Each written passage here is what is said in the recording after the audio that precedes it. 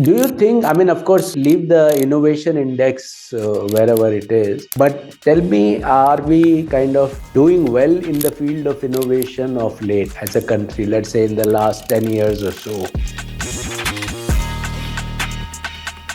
So we are certainly focusing on innovation a lot in the last 10 years with the Atal Tinkering Labs from the school level or the Atal Innovation Mission or the incubation centers that we have in different colleges. Even in Hmm. our own college, we have the Startup Council, which provides space for emerging startups to house their infrastructure and work from there. So we are certainly doing a lot. And with our India AI mission as well, we are focusing on AI startups. So that points to the direction that we are doing well, but certainly we need to do a lot more in case of funding and creating extension infrastructure so that we can increase the pace.